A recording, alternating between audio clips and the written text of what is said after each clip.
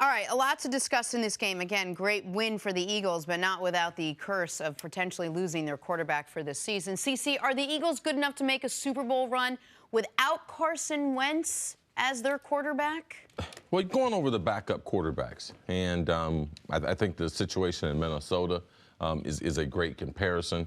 Not only did they lose Sam Bradford, Case Keenum being the backup, but now as far as Teddy. So Teddy is extra. But you have seen that the Vikings, that they are a team that wasn't carried by their quarterback, so it allowed them to be one of the best teams. They've been great defensive, great special teams. So the Philadelphia Eagles, I think that the Eagles actually have better personnel than the Vikings have, especially as far as their offensive line. Overall, I believe the Eagles' offensive line is better. I believe the Eagles' ability to run the football is a lot better than the Vikings. So I've seen the Vikings do it. Now, Case, they have the advantage because they've seen Case for 2 months. So they've adjusted the offense. But what I like to see yesterday was that Doug Peterson, what he decided to do when Foles came in the game was because they have adopted a lot of the same offense that Chip Kelly had,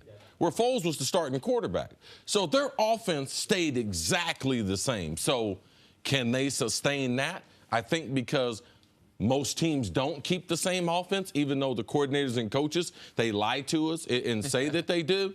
But to watch him make critical throws on third down, just like Carson Wentz, that he does have some experience as a starter. He is athletic enough that they can run some zone read stuff that they've been very successful at. So if there is a team that's set up, I've seen the Vikings do it.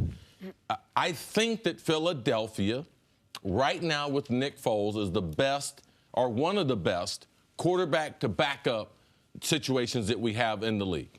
Just real quick, isn't that the ultimate advantage for a team when you can put in a backup quarterback and not have to revamp or re-overhaul your entire offense so that the rest of the team at least maintains some semblance of normalcy? It really helps because you get the carryover of all the repetitions. When you saw Nick Foles go into the game, the Eagles did exactly what they've been doing. So now all that practice time and players play with more confidence because they're doing the same thing. Right. It's better for the left tackle. It's better for the center. It's better for the tight end. And you could see that with the productivity with the Eagles. It didn't slip as they brought their backup into the game, Nick. When Carson Wentz left the game, so he took the hit. If people didn't watch it, he took the hit on a play that was called back. He then stayed in the game for 4 additional plays, ended up throwing a touchdown pass to take the lead.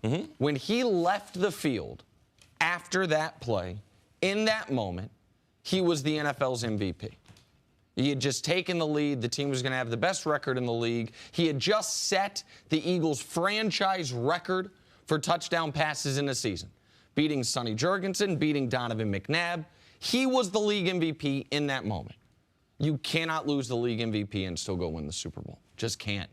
And I understand people are going to say, well, Nick Foles, you look at the list of backups, he stacks up pretty well compared to other teams' backups. That's something I'm not yet certain about. I know that Nick Foles was extraordinary in 2013. 27 touchdowns, 2 interceptions in 2013. It was one of the greatest out-of-nowhere years we've ever seen. But since that season in 2013, it's 23 touchdowns to 20 interceptions. It's a 78 quarterback rating. It's 6.5 yards per attempt.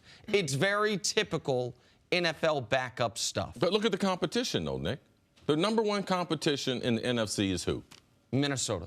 With a backup Quarterback. No. Do they have a backup? Sure. Okay, who's the next team? The Rams. Yeah. They just beat the Rams. Now, can you imagine Los Angeles playing in the link at the end of January? Yeah, I think they would be with Nick Foles starting. You do realize it's going to be very, very cold. I get that. Oh, so I hope you calculate that. Right. I agree. That's a huge home field event. When you are Philadelphia, especially this fan base is craving for a winner.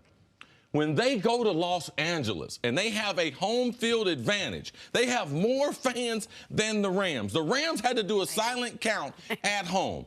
Now, let's just speed this up to the end of January. All right, let's just say they get to the NFC Championship game. I don't care who the quarterback is. All right, it's not as if Goff is going to be ready to throw the ball in sub-zero weather. The Eagles can run the ball. They got multiple backs. So I believe that to be a huge advantage. And also, based on the competition, New Orleans doesn't want to go to the cold and play. Minnesota's not a cold team, even though they live in a cold climate. So when you look at how it stacks up, yeah, they lost the MVP, but you can't look at that absent of who the competition is. The Falcons, Panthers, Saints, Rams, and Vikings. Sure. This is the year if you want to have a backup. All right, I can't look at it absent who the competition is, but I can look at how they've gotten to 11-2, and this is something I know you're going to agree with me on, CC. Where the Eagles, I know it. I'm going out on a limb. I'm going to step out. Maybe I'll fall. Where the Eagles have been special this year. What has separated their offense from the other really good offenses to one of the very, very best offenses is production on 3rd and long. Yes. Carson Wentz has been a magician on 3rd and long. He completes 39% of 3rd and 10 pluses. The league average on 3rd and anything is 39%. Think about that. So you're in 3rd and forever, doesn't matter. And they're in 3rd and forever a lot. They are top 5 in the NFL for most 3rd and longs against. Just like Charles Barkley said, the backup players, they play better at home. As a backup, Nick Foles playing all the games at the link would be a huge advantage. Yes, you can go to one stat, but based on the competition, I like Nick Foles and the Eagles based on who else is going to be there in the NFC. CC, but hold on a second, though. But it's not one stat. Do you remember when we watched week one? We watched week 1 of this NFL season at my house together, right? Mm-hmm. And the play that I said, and I think you were more bought into Wentz than I was before the year, but we were both somewhat skeptical. The play that I said, I was like, wow, like I might be a believer, was a play we then saw throughout the year. It looks like he's sacked, he spins out of it, and makes a huge play downfield. That's what's made the Eagles special this year. Nick Foles can't do that. Okay, I'm not going to argue with it anymore. I mean, based on the competition, I believe it to be true. It will be played out on the field. Question for you, because you hear a lot of this after an injury like this. Is there any part of you that looking at this injury would say maybe you don't let him, as you get closer to the end of the season, as you know you need your guy, would you ever say maybe he doesn't need to be running as much as he needs to be running? His style of play? His style of play. Just maybe let him run, but maybe don't put in the back of his ear, hey, be more we cautious. need you. Yeah, well, this wasn't a design run. This is just trying to make something happen. That's now, my point. the only advice you can give them is when you're at the goal line, you have to get off the ground. Don't be on the ground because the leverage of the ground, which caused him to get injured. If you look at, they knew the DB was going to come in low. If he had jumped in the air like Cam, you don't have those collisions if you go in the air. Now, there is a landing eventually, but to me, at the goal line, you're better off getting off the ground as a quarterback because your legs aren't going to get compressed. And that's what happened right here. The DB came in, the linebacker came in from behind him, compressed that knee, and don't know what the results are, but I don't think it's going to be good. I got one more question for you. When you say that one of the reports was they fear it's a torn ACL, another report was it might be a partial ACL tear.